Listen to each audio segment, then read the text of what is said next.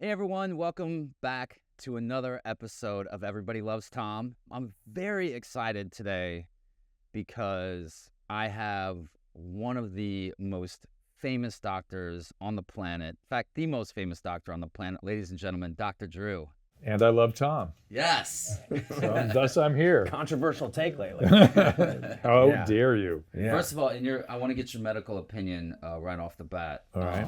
How do I look?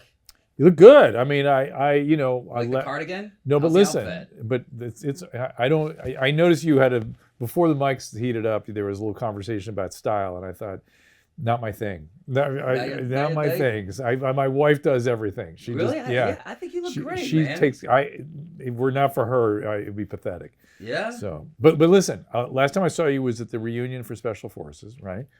And that's where we met. We'd never really met before that. Yeah, it was And great we to see you. share that heritage of having done Special Forces, which is weirdly bonding, Yes. right? Even though I wasn't in the snow with you guys, it's just this incredible experience. Yeah. Yeah, it's like nothing else. He talked to you about it? Yeah, he told me all about it. So it's kind of a trauma bond. It's a Yes. trauma. It's Yeah. trauma bonding, but it's almost like, hoorah, right? Yeah. I see you've been there. All right, Yeah. we got something in common. Exactly.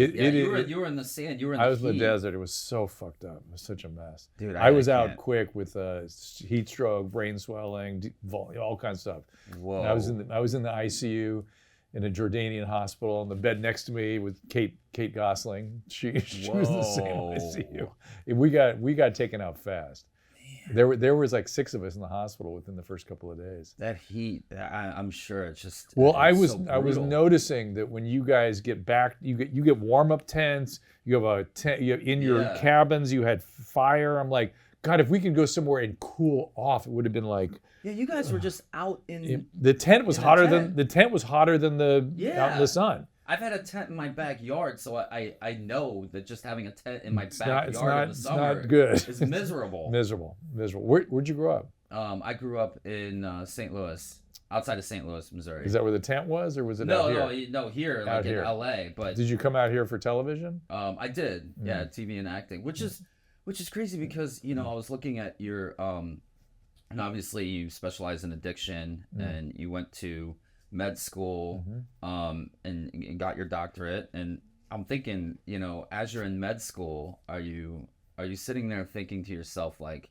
wow, I hope one day No, zero. this will No. turn into a TV. No, zero thoughts. Wouldn't even know what you were talking about. So I started doing radio during my 4th year of medical school because Anthony Fauci was yelling at us young guys to get out there and educate about this thing that we just started calling AIDS. Wow. And we were, I was, back then. yeah. He was my hero for most of my career. And we were just like hand over fist with AIDS patients. And here I was, a 4th year medical student, telling young men every day that they had 6 months to live. It was brutal. And I had this opportunity to go on the radio, and I went on the radio, and I was bamboozled that young people had never heard of this thing. No one was talking to them about it. It was unbelievable to me. It was hush hush. So- It was only And highly for- stigmatized. Stigmatized, Yeah, only gay only men. the gay Yeah. men. And so I thought, oh man, I got to keep coming back. So I just said, can I come back and just answer questions? And I just did it one night a week for 10 years for free. I thought I was doing community service. And then all of a sudden I went to 5 nights a week, and all of a sudden it's a job. And then all of a sudden these TV guys showed up. It's really funny when in about 92 or 93, I remember I was talking to someone. He goes, what do you want to be doing in 10 years? I remember thinking, We got like Crisscross playing on the radio. no, it's K-Rock here, Oh, because K-Rock. that became a big thing overnight here locally. Oh yeah. And that was Culture Club and Haircut 100 and Okay. Flock of Seagulls. All right. That's what was on the radio when I got involved with radio. But radio was so powerful back then. You have no idea. It was this. I remember. You're early barely old 90s. enough to really know. Yeah. It was culturally like how you defined yourself. How the people organize themselves around the radio events and blah blah blah. But in 93 or so, I remember somebody going, well, what do you want to be doing in 10 years? And I remember thinking, certainly not radio. And then, because I was doing medicine like 14 hours a day for decades. I mean, I was just full. I was doing inpatient medicine, ICU medicine, outpatient medicine. Then I ran departments in a psychiatric hospital for many years. And so it was crazy stuff. I was curious too when you said about AIDS. There have been conspiracies that like it was created and. Nonsense. I always found it. I know. I agree. I lived through a lot of that bullshit too. Am I allowed to cuss here? Yeah, of course. And like for instance, the Dallas Buyers Club, right? Everyone knows the Dallas Buyers Club, right?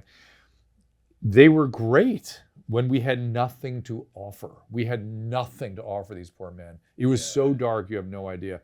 And if they wanted to go down and get something that made them feel better, please, by all means, go do that. But I was there when we opened the first boxes of AZT. I was there. And we were like, oh my God, we have something to offer these guys. And we can make them last an extra 3 months. And maybe in those 3 months, it was the first antiviral we used for AIDS. And if we get 3 more months, maybe we'll come up with another one, and that's what happened eventually. We'd extend their life 6 months, and then we came up with some other ideas. And all this BS about it. Then the Dallas Buyers Club, by the way, became a problem because then they started saying, oh, don't listen to anything those doctors are telling you. They're causing AIDS. They're destroying you. They're killing. It really was, I remember hearing like all these things, as a kid about AIDS. And because nobody knew anything about it, and there was all this fear. Well, to be fair to probably your generation, we scared the shit out of you guys, and we did it quite consciously. We expected it to break more into the heterosexual community, which it never did the way we thought it would. But we thought, well, we got to really emphasize that anybody can get this, because it's not just because you're gay you're getting it. I mean, anybody can get it. So it's going to get there. Like at the time it was spreading through Africa in the heterosexual community. I'm sure you can imagine, with all the misinformation that was out there back then. I mean, can AIDS? you imagine, with AIDS, can you imagine what that would have been like with social media today. Oh, like, you're right. I mean, let me think about that. Yeah. I mean, it Brutal. could have been just, wow. Brutal. I'm curious too. I mean, I felt, it would be great to have you on because as somebody who has been dubbed like the ultimate narcissist by the masses. Yeah. I took your test. Yeah. So how deep do you want to get into this conversation? Is everything on the table? Can we go all the way down? You know what? Yeah, why not? I would think you would. I'm looking at you on Special Forces. I was thinking, oh, geez. Yeah. He's ready. Yeah, I mean, I'm used to, obviously, as you know, like being on a reality show. So let's toast your Gia first. So cheers. Let's get into this. I'm going to do a little Coors Light. All right, here we go. Cheers, George. Here we go.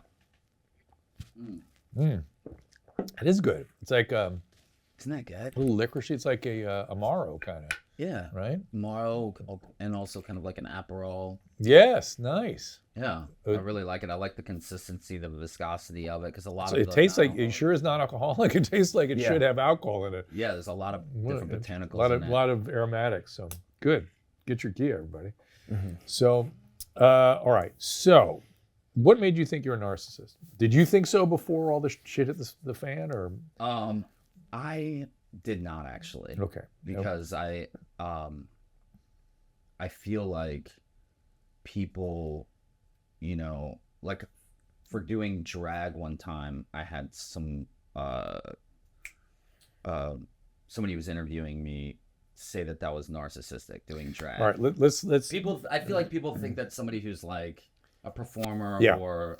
So here's I have the only published research on celebrities and narcissism. And one of the things we found is that reality contestants, back when we did the study, by the way, reality participants tend to be more narcissist than other performers. But mostly the women is what we had studied. And the women were way up. Doesn't mean it's still the same now, but that was our findings back then. So you would already be suspect. So people look at a reality I don't know what word to use anymore. It's like reality star and porn star, kind of this, like, is star the right word, or what do you call it anymore? Reality performer, whatever, or suspect of being narcissist already, right? Yeah, and I feel like because I'm so used to being asked about my personal life, because we're on a reality show, we're encouraged to talk about our feelings of personal life, all our details, everything. Yeah. That I end up in conversation just talking about myself a lot. Of course. You know. Yeah, Just you're out of not- habit. Right. I talk a lot about medicine because people want me to talk about that. That's why they're talking to me. They're talking to you because you were on a reality show and that's what they want to talk about. Right? Yeah. We've Okay. had lighthearted interventions about this, Tom. You make sure to ask people about themselves as Yeah, well. yeah. Well, that's a little narcissistic that you'd have to say that. but let's keep going. Let's go down the roadways. So you grew up in St. Louis. How many siblings? I have a brother and a stepsister. And your brother's older or younger? He's older. Older.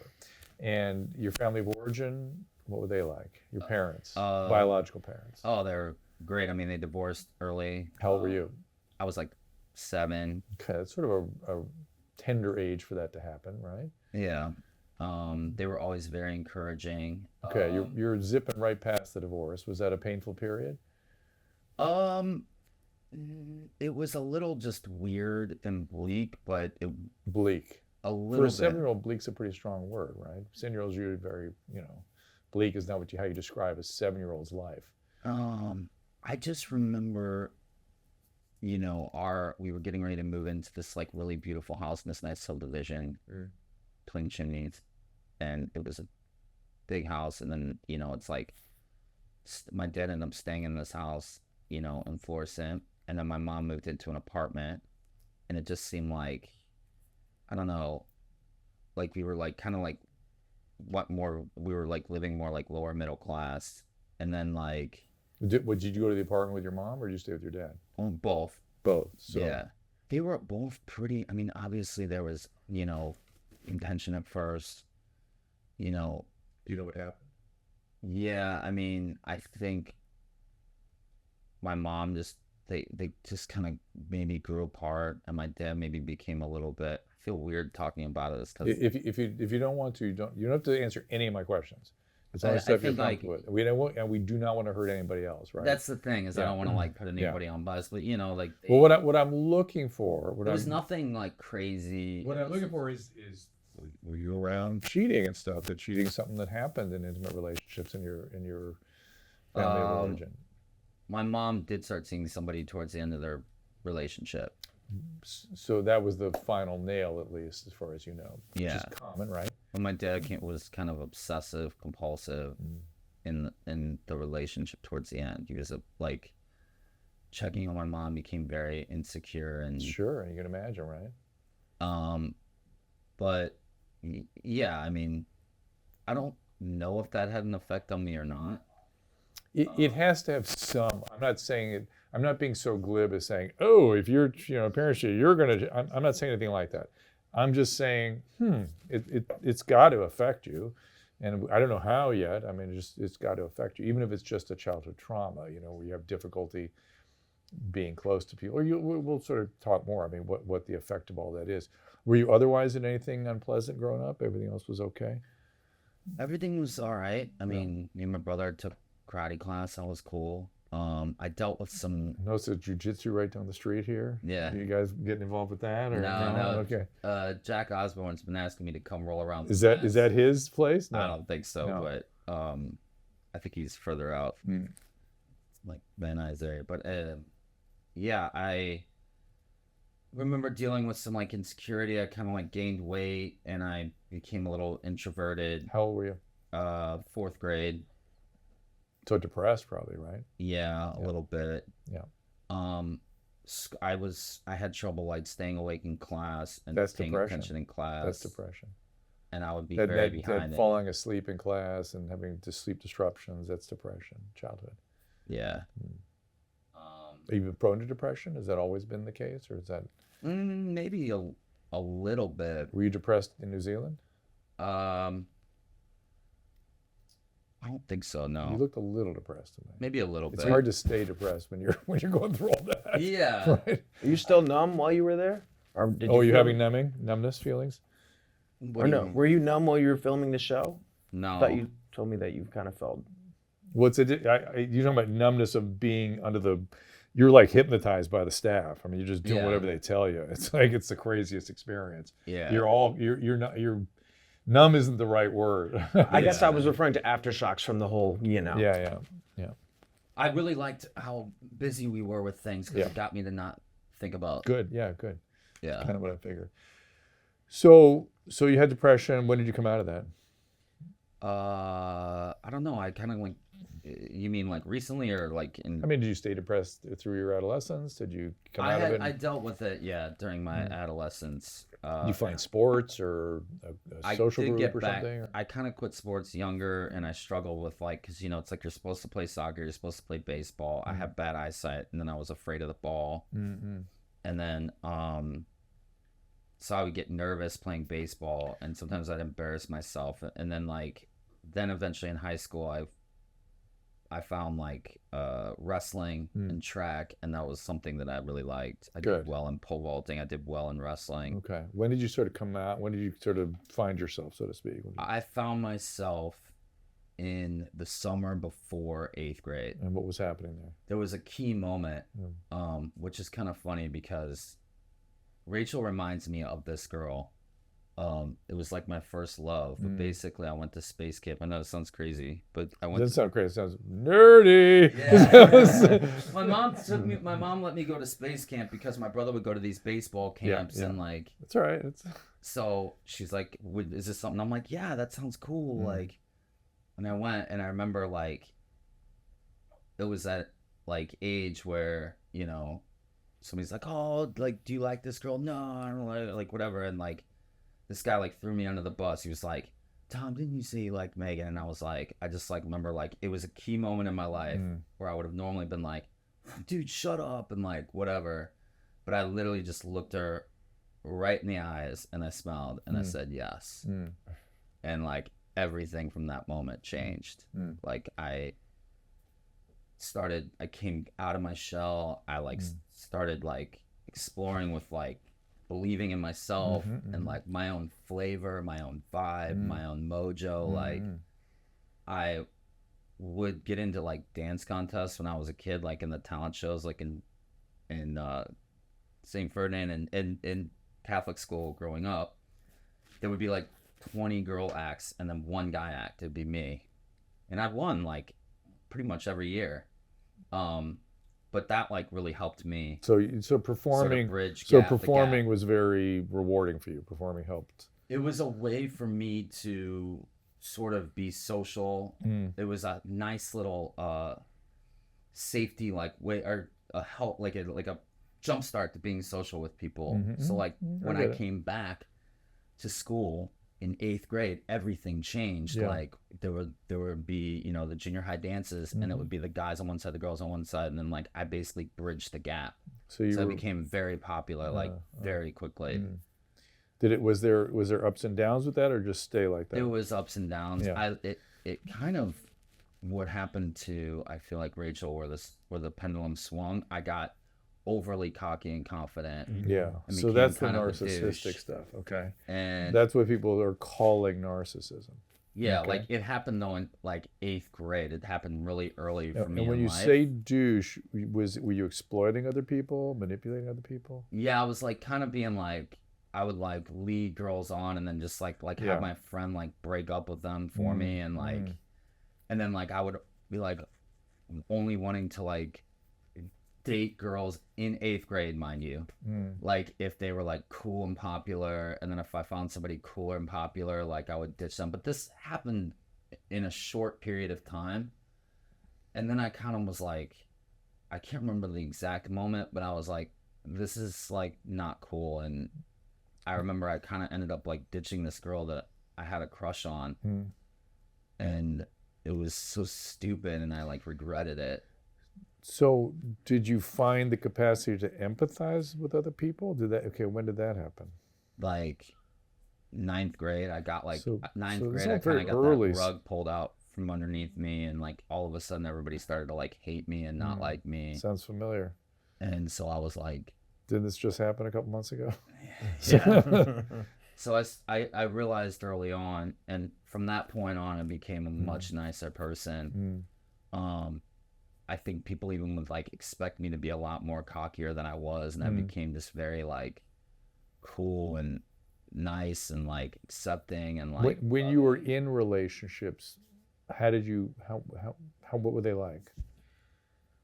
Post 8th grade, I was. Give me like more adultish, Yeah, older. like from that point on, I was pretty cool. And would you be scared the person was going to leave you? Would you be insecure? Would you be not care? What were you like in romantic relationships? I was pretty fun, adventurous. But like, where you just didn't care if the other person all of a sudden lost interest, or were you deeply? I was a little insecure sometimes. You keep using that word insecure. What does that mean exactly? Well, like this one girl I was dating in high school, like we were at a dance together, and she ended up making out with a friend of mine. Yeah. And then like I also like used to get really. I used to kind of, because I was a good dancer, I would like sneak into clubs and I would be like hanging out with older girls that were like already sexually experienced, and I had no experience sexually, and people would see me like, because I was such a good dancer and I could move my body, they just assumed that I was like this guru in bed, and I had no idea what I was doing, and I would get like really nervous, and I like couldn't How old were you? get like an erection. How old were you? I was like 15, 16, 17. So that's bordering on, childhood trauma. As if you were 14, now you're getting into a zone where your brain can't really manage all that. Yeah. So that's interesting. I had like an issue. Yeah, I had an issue. Like, I didn't want to like go too far with girls, because like they would just basically expect me to take over, and I had no idea what I was doing, and I would get really nervous. Sure. Oof, sounds all very traumatic. Yeah, I didn't finally get comfortable sexually, or finally have a consistent sexual partner, until I was like graduated high school and I moved to Chicago. Okay. And I never went to college because I couldn't stay awake in class. How old do you know? Still had trouble staying awake. Yeah. How old do you know? 40. Okay. And did you have any long-term relationships? I did. I had a long-term relationship in Chicago. We lived together. That was not great. How did that end? She'd get really mean, and I just ended up like, I don't know exactly who broke up with who, but. Was she complaining about anything in particular when she would get mean? I think she had insecurities, and she would take it out on me. Insecurities meaning of herself. Fear that you were going to leave, or fear that you were cheating, or what do you mean by? She just like, I don't know. I smoke cigarettes. She's like, if you smoke cigarettes, I don't want to be with you, type thing. Like, got kind of controlling in that way. And okay, how do you experience Tom? Is this new information? All this stuff? Yeah, I was gonna say I'm kind of riveted. Yeah. Sorry, I'm a little quiet, but I'm kind of riveted because we've known each other and we've been through so much together. But I don't know the details of your origin story or some of your trauma. We've only brushed over a lot of this stuff, so I'm. Is it surprising to you? A little bit. Yeah. Why? Yeah. First of all, I'm impressed that you have such a great memory. I'm jealous because my youth. I'm impressed that he's willing to be so self-disclosing, which is, I think, really important. But yeah, good for I'm you. a little self-conscious because I'm like, I don't know if like people want to hear this or not. So they whether they do or they don't, they will attack. I mean, they will have their thoughts about it, and that's Okay. going to be. But if they do spend the time to listen and attack, they spent the time to listen. They're interested. I think ultimately understanding each of us as humans makes us more relatable, because we all have our shit. We just all do. And when things happen in the present, it's always attached to that stuff somehow, And so I'm hoping people will be a little more empathetic to you. For instance, you took the narcissism test. Mm-hmm. You're not measurably narcissistic. Did you see your results? No, I didn't understand. So it's a test for narcissistic traits, really. It's not a way of diagnosing a disorder, but it's a way of showing traits. And you actually scored very low, very low. The only thing you were slightly up on was vanity. Vanity. I can see by your fingernails that's a reasonable measurement of something that you're probably interested in, which is your appearance. And we talked about style and all this stuff. So fine. Neither good nor bad. It's just a trait, right? Yeah. And by the way, I encourage people always, when they get very pejorative and judgmental of traits, we have traits for reasons as human beings. They're adaptive in certain situations. So please refrain from being too judgmental. But no, you were a 7, and average in these days is up towards 15, 16. Oh, wow. And so you're actually one of the lower ones I've seen, Wow. which is interesting. Have you ever had any therapy or anything? Was that? Yeah. Yeah. And, Oh, yeah. And what was that therapy around typically? Because sometimes that will bring the score down. Is it? I mean, Or is that recent? Is that since all this bullshit's gone on? Or yeah, I've had therapy recently. but nothing before? I did a little bit. And why were you going? He crammed before the test. Yeah, just wanted to, you know. He failed then. He got a low score. I failed. Really only, I did therapy like early on in life, like through my parents' Okay, through the and divorce stuff, system. and- Okay, and- right. So do you still feel insecure? Are those sorts of feelings still around? Yeah, of course Okay. I do at times. Right. And that's what I would expect from this kind of a low score. You know, narcissists don't let themselves feel insecure. They just feel big. They feel, they get what they need from the environment to make themselves feel that way. They don't tend to feel insecure. Though if you really get in what's going on underneath, they're very insecure.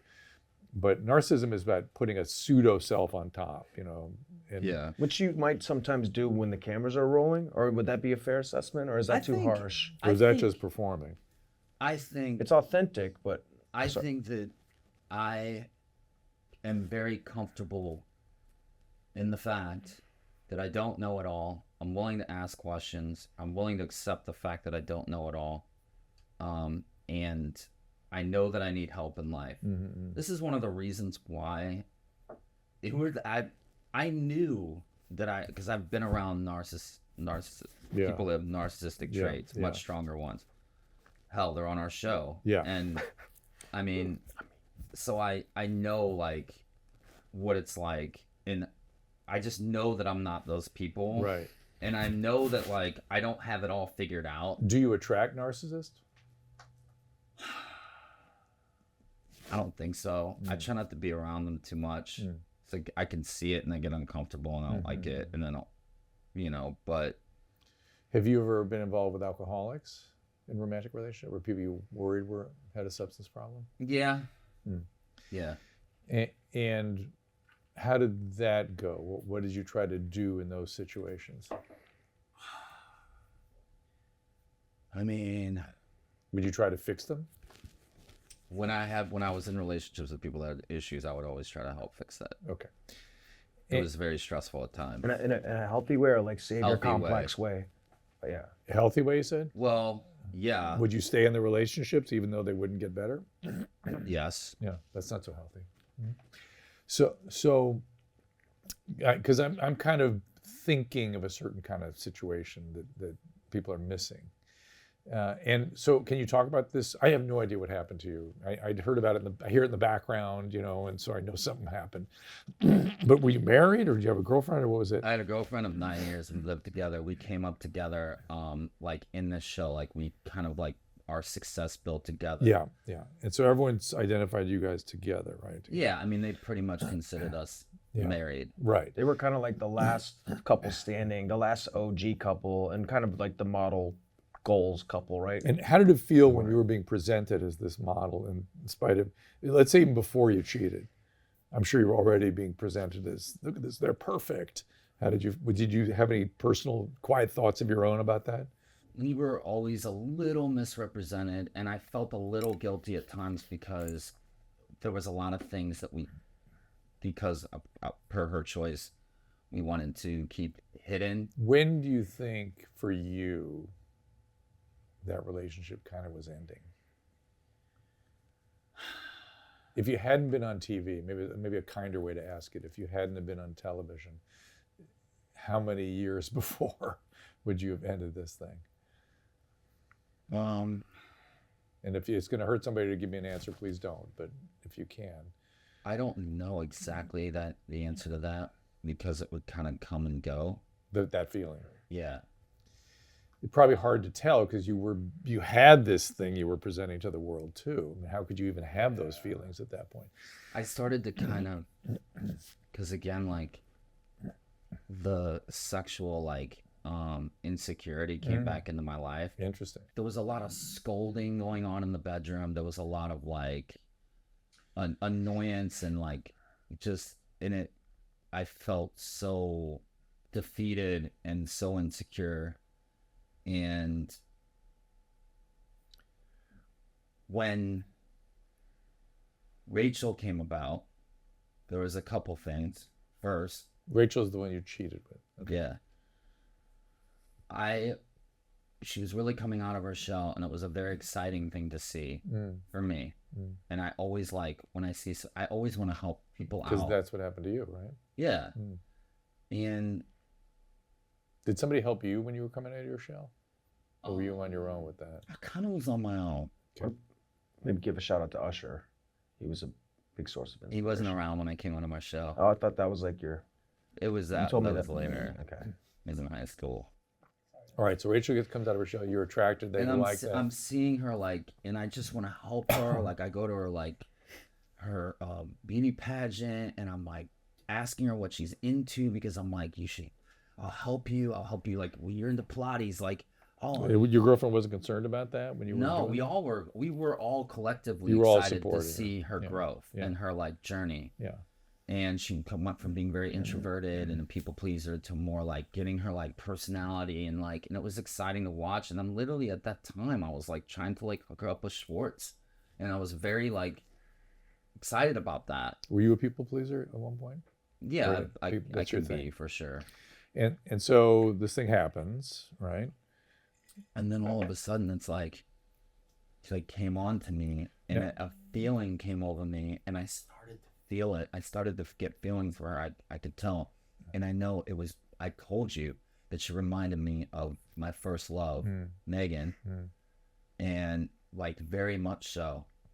And when I met Megan at space camp, and she lived in Hastings, Nebraska, and it was that sort of always that yearning feeling that we would rack up $100 phone bills. We would see each other maybe once every 2-3 years, and it was so magical and so exciting. And she was the most beautiful person on the planet, was to me at that point. And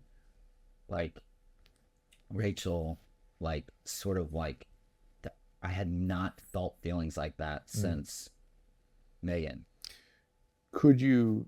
Was the feeling of being unable to stop yourself?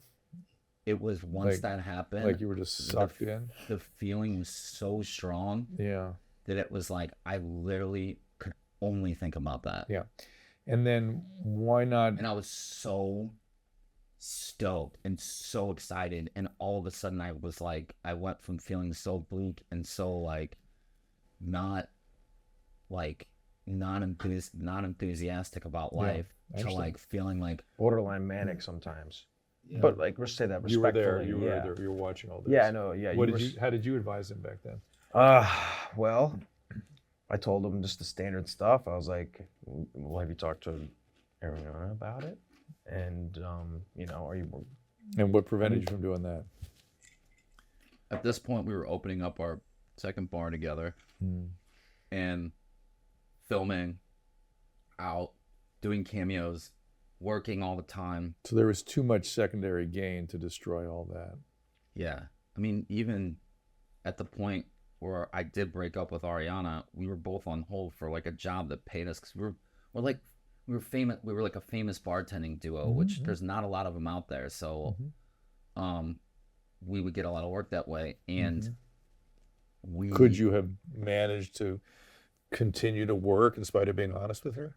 Did you ever think to yourself, I've got to tell her, I understand there's a career stuff in the balance here.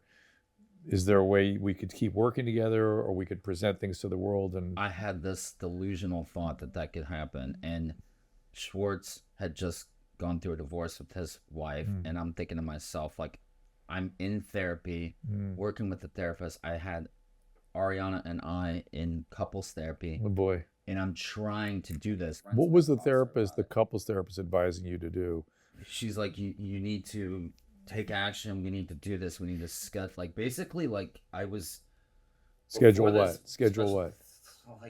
Schedule sex. And no, I told her my intentions. At that point, my intentions were to break up.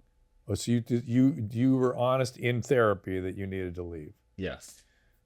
We had gone so long without being loving and intimate. No, I get it. kissing each other, that I'm surprised that you was- stayed it in as was long as you like did. I'm surprised she stayed in as long as 5 she did. years of Why did she stay in so long? because to her it was like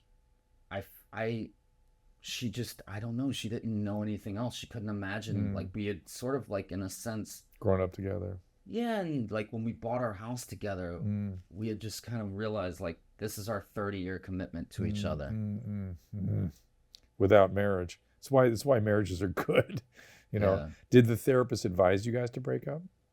Did you think that was a good idea? Or when you brought it up, did the therapist think it was a good idea? I didn't tell her what was going on. I understand. I told my therapist what was going on Okay. with Rachel. I did not tell the couples therapist.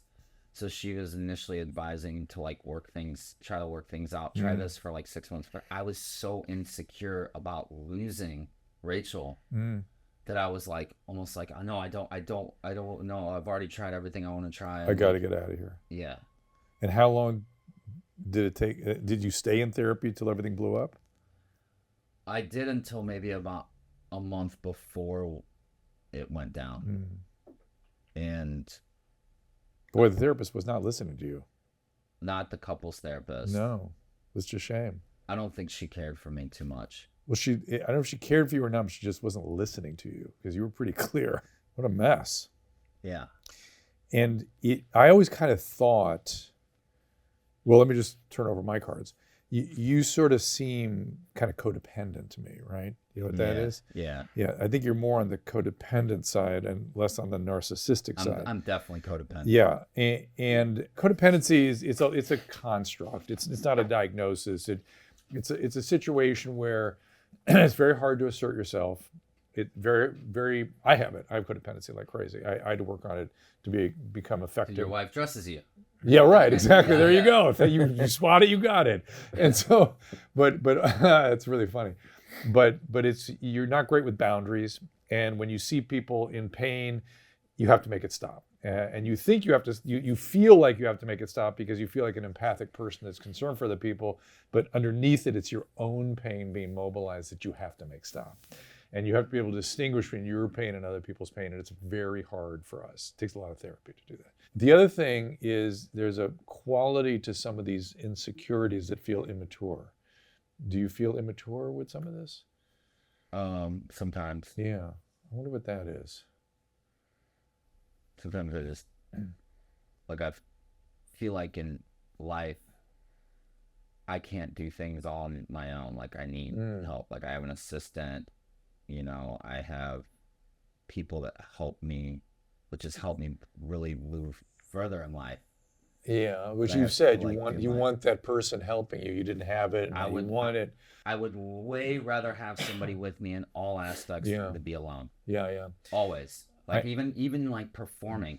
Like, I always wanted to be part of a duo. Always. We see how that's kind of codependency too, right? Yeah. Right.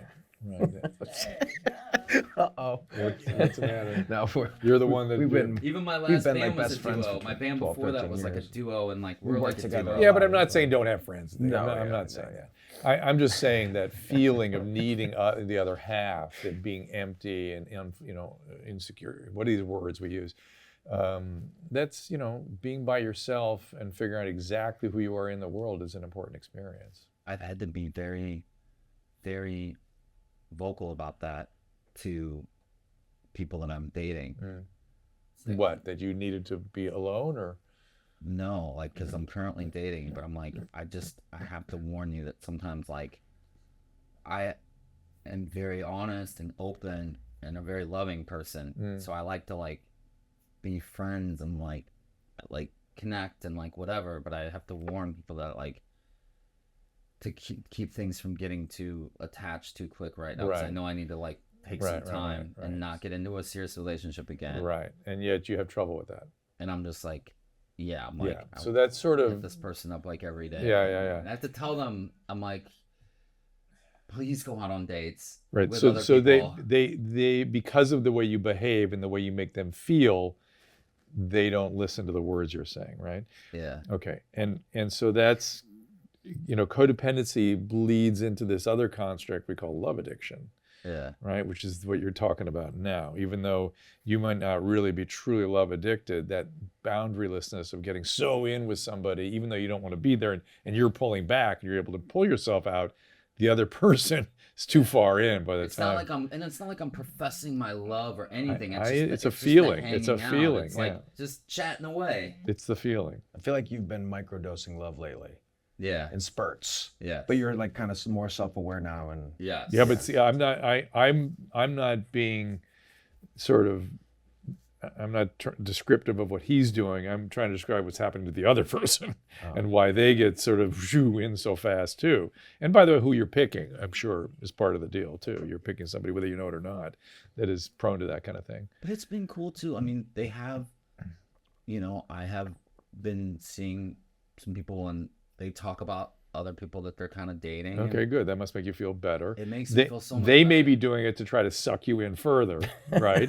You know what I'm talking about, No, right? it's not like that. You It's know not what I like, mean? it's not making me fight. I It's, understand, but they may have that intention. Yeah. You think it's like, oh, good, thank God they're dating. No, I've And been they're pulling- thinking, I've why been- isn't he jealous? I've been pulling it out of them. I've been pulling them out of them, pulling it out of them, so they like understand like that it's okay. Like I want you to do that. Yeah, good. All right. Yeah. The most concerning thing for me, for you, well, it's this whole area of insecurity and immaturity and whatever these words are that you're describing. How long have you been in reality television? Well, we finished with 11, 12 years. Oh my God. yeah, So you started when you were in your late 20s-ish? Yeah. yeah. Yeah, that's a way, when television sometimes is a way of avoiding growing up Yeah. because it's such an unreal world. It's not working on a construction site, you know what I mean? It's very different with a very different set of priorities and things. And it's very also hard to figure out who you are and what did you have a job? Were you a bartender before this? Yes. Okay. And did you work long in the world before television? Oh yeah. For how long? Oh, I mean, I got my first job when I worked at a very young age. Okay. And it's always bartending or something else? No. I mean, Okay. I've worked in the food industry. I feel like a lot of people when they're young, they go to either food industry, Yeah. service industry, or like retail. Yeah, that's true. And I definitely went the food industry because of the social aspect of it and the pace. We worked at TGI Fridays, Applebee's. All right, because it is, it's important for anybody in any kind of entertainment, frankly, but especially television, especially reality television, to have had a job, to have worked in the world. Yes. It's very important. And that's where our show came about, is we were all working at Surf for Lisa Vanderpump. Yeah. And working together, living together, like taking trips together. It was pretty crazy, all dating each other. Like me and Schwartz, we met on Craigslist, but we became really good friends, roommates. And then our friend Jax, who I'd known forever from like modeling back in the day, like, it was like my girlfriend, my two best friends were with my girlfriend and her two best friends, How did special forces affect you? I was obviously aware of the cameras, so I wanted to Say all the right things. no, Not further just, piss off the just like audience. shut up, kind of. Yeah.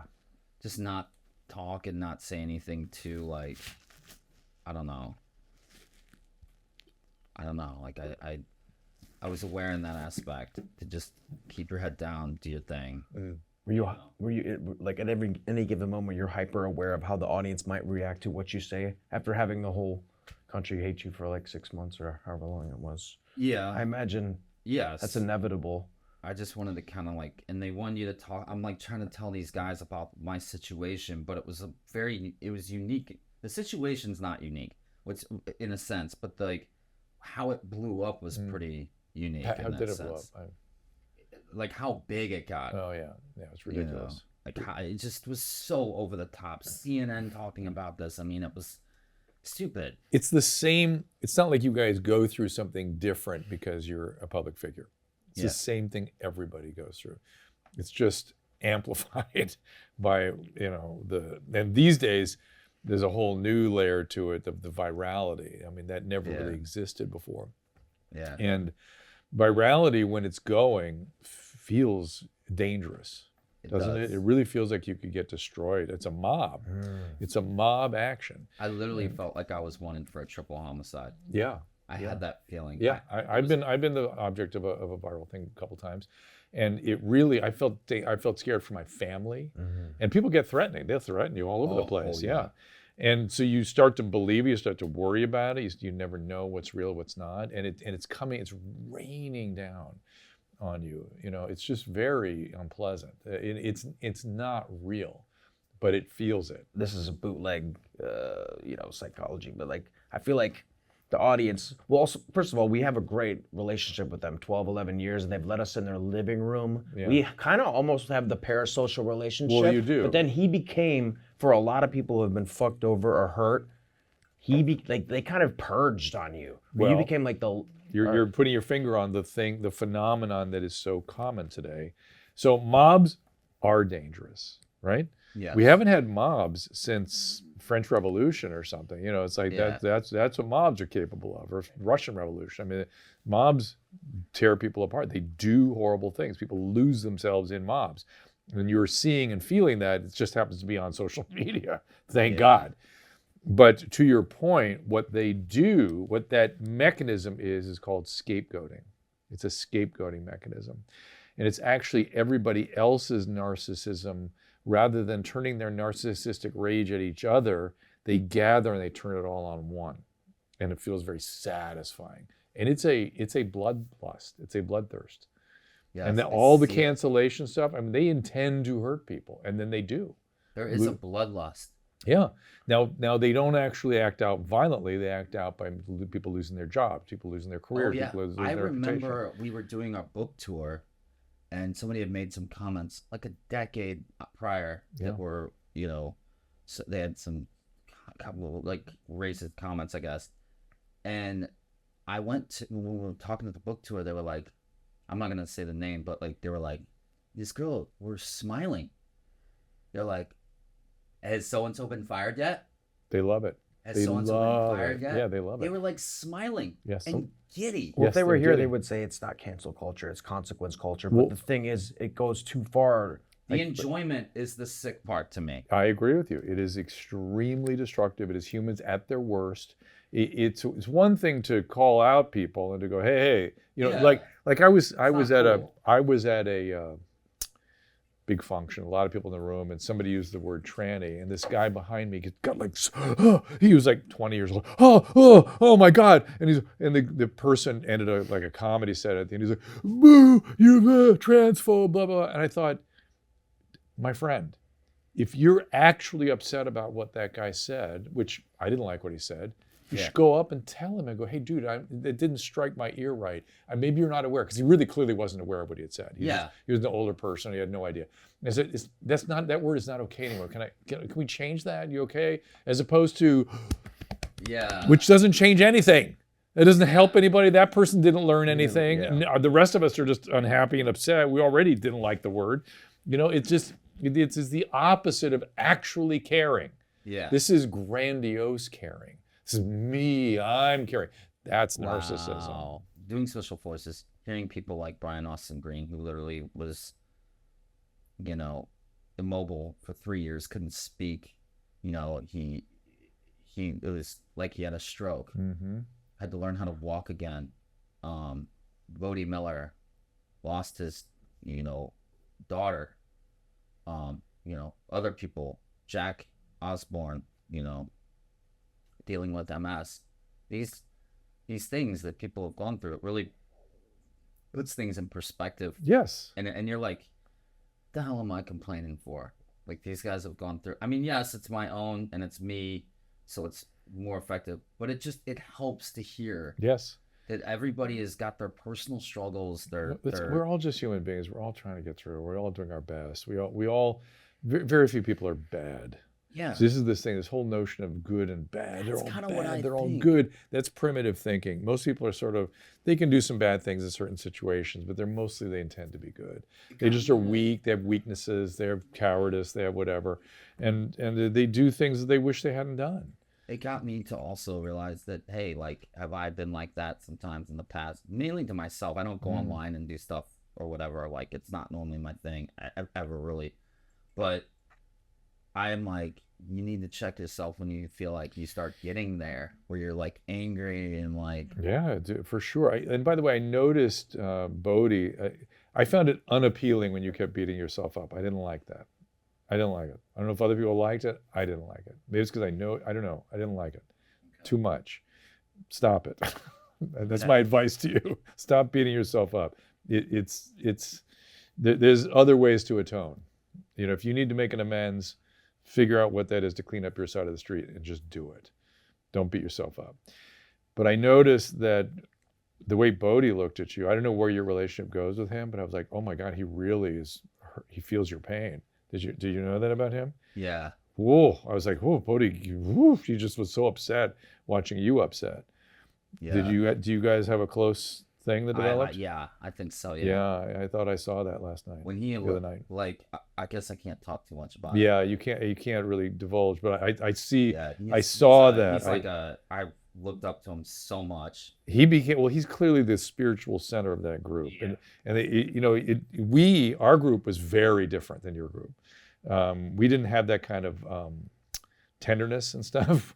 We were much happier, funnier, different, very social. No, we weren't light. We got in deep with each other, but it felt more.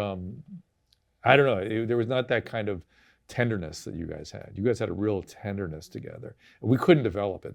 They beat the shit out of us.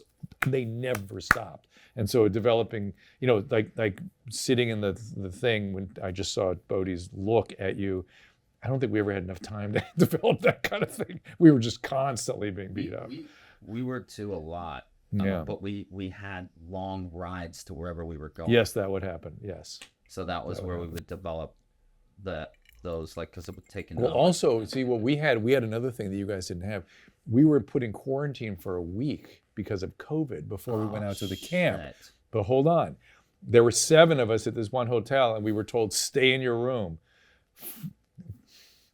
Freaking Nastya Lukin goes, fuck that, pulls everybody together. I know Danny, I know you. Come on, let's go have a drink. That happened with our hotel, but I was actually kept away at a different. Well, hotel. Nastya became our sort of social glue, and she got us all together. God bless her, because she's really very fun and social. It's really funny and nice.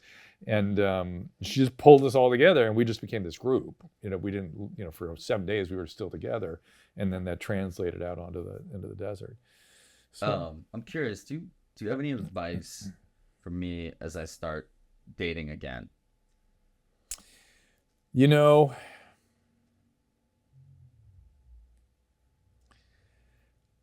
I kind of feel like you should spend some time alone. And it's kind of what you're doing, it sounds like. You're making an effort not to get involved. I don't mind. Dating is fine. Like, really make an effort to pay attention to who you are and what you want and who other people are as you spend time with them. Like, really kind of assess people and how you feel about them. And try to be fully present with that. And have more, I don't know quite what's going on with all the sexual stuff. It feels like, when I think about those early things you were talking about, the dance club and stuff, the feeling I have is that you sometimes perceive women as sexually devouring. And when men feel devoured, they go, oh, we shrink. Is that accurate, or is that There have been times where I've felt that way. Okay, don't let that happen. That's It's not real. not anymore. It's not real. But I think your ex-girlfriend got you to there again. Got you in some sort of zone. It has been a while since I felt Yeah, but she got you into that, whatever that zone is. You got to examine that more carefully. And don't be afraid to talk to women about that and your feelings about it. You got to bring it into the room and see what people say, see how they react, and then how you feel about it. I feel like I've gotten my mojo back in that aspect, and but a lot of the stuff you gloss over things. You know what I mean? You're like, okay, I'm done with that now. I'm good. It's like you're gonna have to, like, because your boundaries aren't great. Yeah. You have to build them. You have to keep working on them, working them out all the time. I haven't spent a lot of time alone. I gotta admit. Some time alone, and even when you're with somebody. A little needy. And even when you've said that, you've been very clear about it. I would need that other person, even if I'm, I always have to have the other person. That's not good. I mean, it's great because you're quite capable of that, but it's also not good because you need to develop some stuff around you that's yours. And even when you're dating, still approach it that way, right? Not that I'm going to go in or this person's going to go, because that them going in too far is another devouring thing, right? Yeah. They go in too far and they pull me and they devour me, And I think the devouring is both scary and gratifying for you both. Be careful. I feel like right now, I feel like I have a governor on my love, or like I'm not that I'm not vulnerable, but I just having recently gotten divorced. It's not. It was very healthy and amicable. But do you feel like you have an internal ceiling on the like? I'm not willing to fully fall in love right now. This is that boundary thing. Yeah. I can, and I'm a romantic for life. I always will be, but I just cannot fall head over heels in love right now. I'm not either. I'm not letting. Be careful. I have basically the same thing. Yeah, like if I find myself, I'm like, okay, I need to like take a few days break from this person. Yeah, that's healthy, right? Or is that a red flag? No, it's very healthy. But I'm again the fact that. When you say a few days, it makes me think, well, you must have spent a few days with. I did. and believe me, then they're going to start assuming things. You're gonna, you gotta be. But I'm very transparent. They don't hear your words. They hear your behavior, your action. And so you have to understand what another person is experiencing, and you're because you're a co, you'll be able to feel it. You'll know. You just got to be honest with yourself about it. So, I might be a co-light. You are a little bit. The fact the way you just talked about needing a limit on love and stuff, that's all. Not like him. Not like him. So, being in the public eye as you have been, have there been times where you have had to make a personal decision that are a big personal decision that you maybe would have made differently if you hadn't been in the public eye? Never when it comes to patient care. Never when it comes to my family. Out in the world, I just have a sort of a Kantian rule, Kant's first law, which is, operate as though your behavior could be used as a universal principle. In other words, behave as though a camera's going all the time. Yeah. I try to live like that. Then when I am in front of the camera, sometimes I will say things which I know to be true and I could stand by them. I say them sometimes in a little ways that I wish I had toned it down a little bit because it becomes hubristic at a certain point. So hubris is the one thing I worry about. And if being too candid, too certain, too certain and worked up about something, opinion, and if it's wrong, which I can be wrong like anybody, I just kind of know when I'm right. But even if it looks like I'm wrong in the short term, like I've had to deal with that with COVID, where it looked like I was wrong, lo and behold, it turned out I was right. But in the meantime, I have to eat shit. Yeah. So it makes you think about how you present yourself. And I think for me personally, keeping a handle on hubris is a good idea. I don't want to be hubristic. Are there any? I'm curious because I know obviously you've been did the Ask a Physician, right? Yeah. And then you did the different shows and stuff. Yeah. Yeah. Was there like a moment during doing those shows back then where you really learned a valuable lesson? Dealing with constantly. Yeah. Yeah. Was there any that like stick out? I'm just curious because I like It's just so many little ones. I mean, just they weren't so much. Nothing. What do you kind of think you're thinking of? Maybe like somebody calls Loveline. They're telling you a story or something and you possibly like hear them completely wrong. Yeah. I'm sure I've had stuff like that.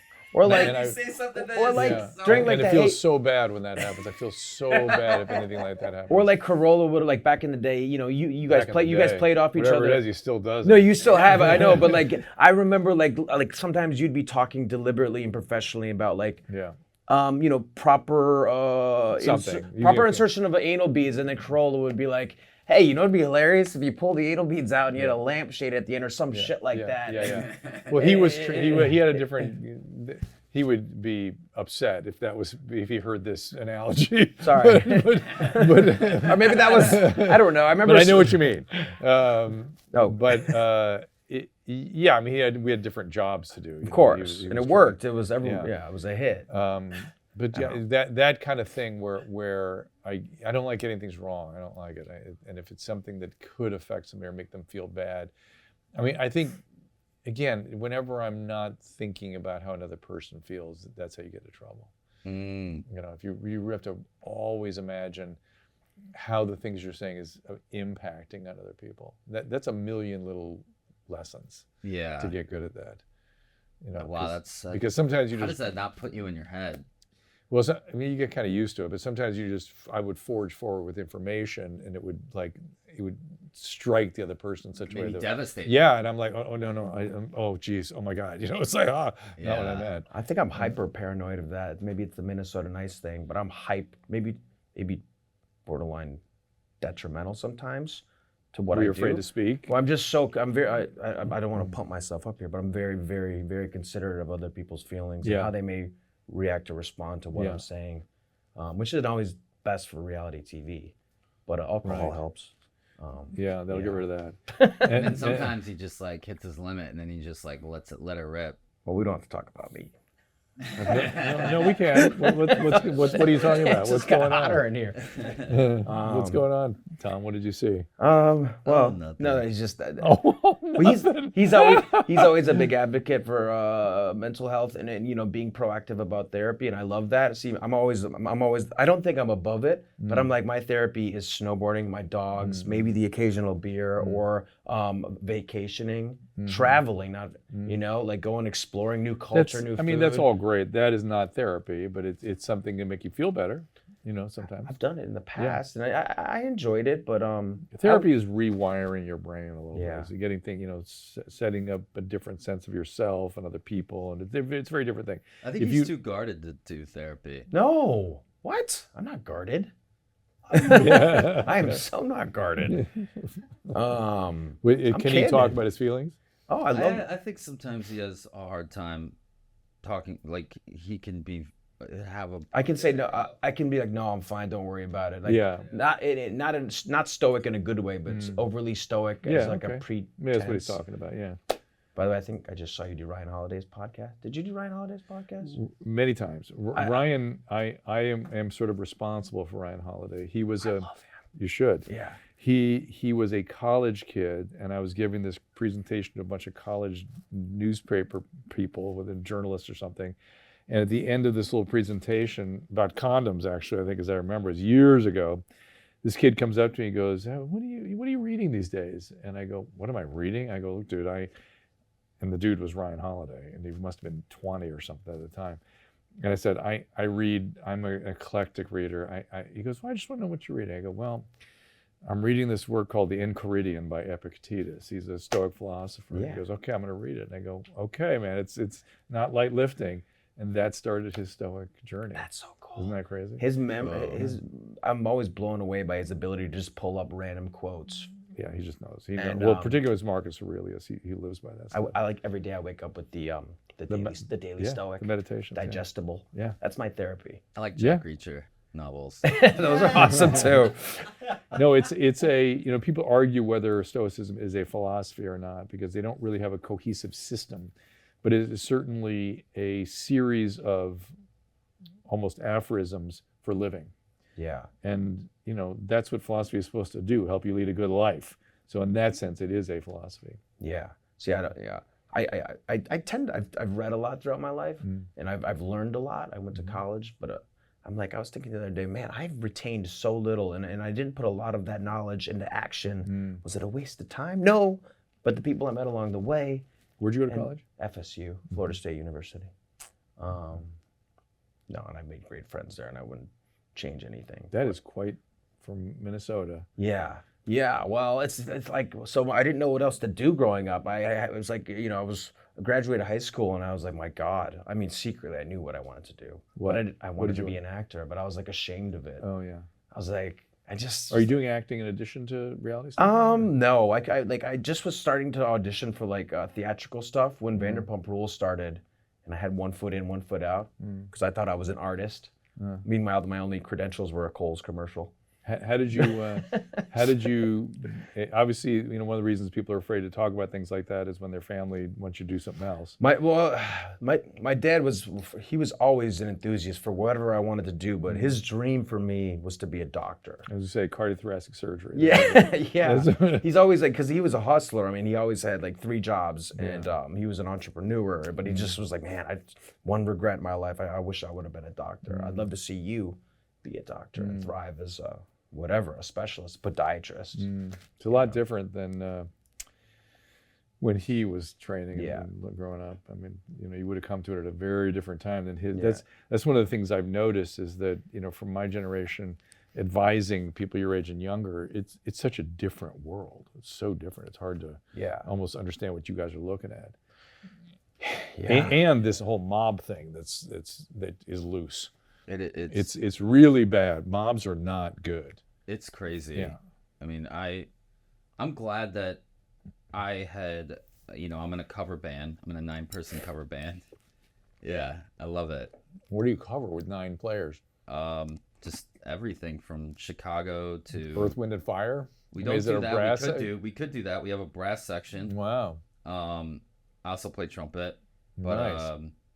Yeah, we have That's female fun. singer. We have keyboardist. We do 80s, 90s, 2000s, 70s, whatever. Like, we do The Weeknd. We do Cake by the Ocean, Billy Ocean, just all over the place. That's fun. Muse, Wolf Mother, and then like Working for the Week. Like, we're all over the place. And we had concerts booked, you know, when this hall broke, and I was able to like go out, and people were just like, we didn't know, you know, it was a way of disarming the mob. By going around and doing these shows and people seeing and interacting with me as a human being versus as a vile evil. That is the whenever people have studied these kinds of things, when somebody gets dehumanized, whether it's because of race or because of something they did or whatever, you know, or some political leader dehumanizes a group, whatever it might be, contact is always the way to mitigate that. Yes. The humanity comes rushing back in. Yeah. I learned that. Yeah. We learned that.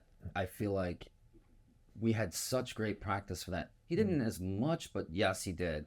I got roasted pretty good. Because of being involved with Tom? Yeah, but what I'm saying is, as far as how to deal with people, because even like other people on the networks, like Housewives and, you know, they're not. We were in an environment where people could watch an episode of Vanderpump Rules and then go in to Sir and get a cocktail from me or Jax and be waited on by Stassi or Katie or whoever. And, you know, seasons 1 through, I mean, I stayed one of the longest through 4 or 5. I'm there talking to people, and you just get used to, you're not only dealing with people, you're dealing with people in an environment where they're drinking alcohol. And, I mean, I would have to cut people off.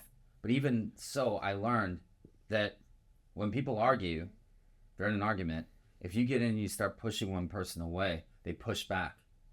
They push back instinctually without even thinking about it. Yep. If you guys were talking and I just literally put my hand on your chest, you would start leaning forward. Yep. You could be talking about a football game. And so I would, you know, in this situation, they'd be like, security, do you want to have security? Like, whatever. And I'm like, no, I don't. And I would go immediately and put my arm around somebody and then just immediately calm down. And, you know, dealing with people on the road, you know, after shows, I would go take pictures with everyone, talk to everyone. Super polite, super nice, connect with them. Well, this it is was great. It was. This is the other solution for dealing with social media mobs, which is if you are a good person and you do have something worthwhile to offer and say, keep moving forward and keep saying it, because eventually, whatever this crisis was sort of fades away, and they're on to the next one. Because again, the bloodlust is always there. They just get to the next one, the next one, the next one. And you have to be careful of not re-triggering something or making them feel justified in not liking you because of misspeaking, not because you did something wrong. You just said the wrong thing. You got to be really careful. Oh, yeah. And they're very glad, that, you know, it's maybe gotten a little, no, that's still pretty bad. Anything I say is taken the worst way possible. I know. And remember, they want to feel justified in their bloodlust. And so they're looking for it all the time. Say, he is a horrible, I told you he was a horrible person. Yeah. Don't people have the self-awareness to like be embarrassed by that behavior though? Like they do. That's why they don't let that in. That's why they look for you to give them something else to confirm that they did the right thing, trying to destroy you. Left to their own devices, they would feel terrible. Think of some of the things we have seen, particularly lately, with the world situation, where if somebody does something and gets in trouble and you really didn't agree with what they were doing, you might not get online to talk about it. You might secretly feel kind of like, they might feel good. And that's a normal human thing. Don't lean into it and don't like it. You shouldn't like that you're that way. I don't when I felt that way. Yeah. You know, even bullies, you know. Right. When you see the bullies get there, you think, you know, good. Yeah, but you don't really. It's always they're also suffering in some way. Yeah, and I tried to, but maybe I'm guilty of having those thoughts, just like we're guilty of our, you know, fantasizing about things or whatever. But like, to act on them is one thing I like. I mean, to go online and go at somebody. That's to me, that's the most bizarre instinct in the or world. even but it's just, narcissistic. Or to see people on talk shows, you know, like these 4 women on The View every day, just literally, they talked about me in such a negative way about every little thing I did for over a month. You should go in there. Yeah, I will. That'd be awesome. Okay.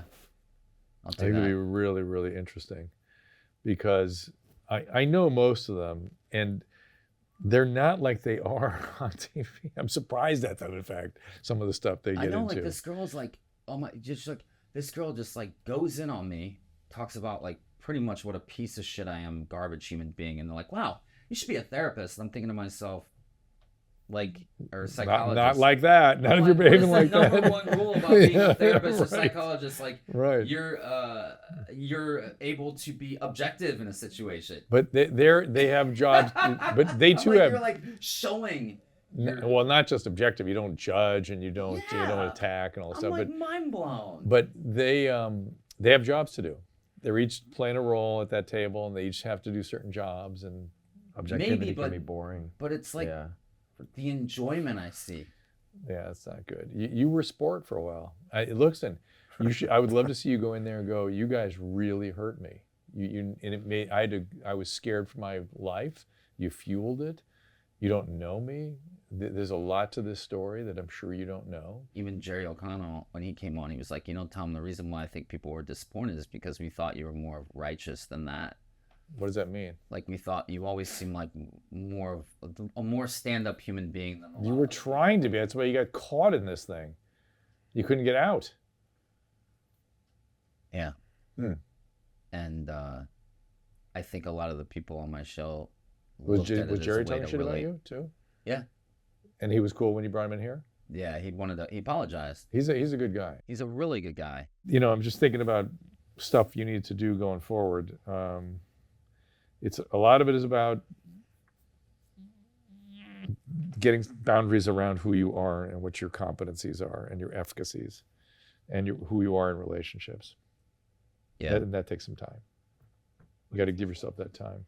It's not sexy, but it's objective and healthy and productive. And then keep your head down and keep going forward and doing good things. And if you need to make amends, do you know what amends is versus an apology? Amends are not apologies. Amends is cleaning up your mess. You know, whatever you need to do. Some people need to go to prison to clean their mess up. Some people need to, I don't know, give something to somebody. Whatever. They got to make it right. Make everything right. Clean it up. That is why people are like, have been like roasting me and grading me, saying that like your apology wasn't good. It wasn't this. It wasn't that. It wasn't. They've always had problems with it. I'm like, I don't want to apologize. I'd rather just like do it with action. Yes, words are cheap. It's always important, just the way people work. It's important to go, I fucked up. I'm sorry. Here's what I did wrong, and here's what I'm going to do to make it right, and then do it. And that's it. Yeah, and that's what I want to do is to get back to why I feel like, or what fulfills me in my life, and that is taking a situation and leaving it better than when I came to it. Continuing to help people out, like, because I get fulfillment out of that. You know, like being a positive influence on somebody in their day. Of course. Saying hi to somebody, cheering somebody up.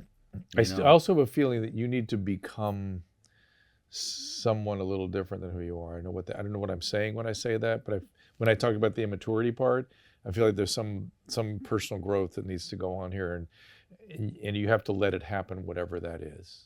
Mm-hmm. I don't know what you never tell what people need to grow into, but you need to grow into something. 5 kids, you think? Maybe that's it. I don't know. Maybe a dad. It's gonna be something. And if once you are that something, so much of this is going to be much easier to tolerate and understand and integrate into your life story. Yeah. Makes sense? Yeah. Yeah. It's tough, man. It is tough. It doesn't make it any less tough. Yeah. It is doesn't. tough. It's gotten it's gotten easier, and I'm moving forward, and I hit some dark times. I feel like I'm over that. I'm out of that. So I just want to continue moving ahead and just doing stuff. I feel like you do things, you just keep doing things. It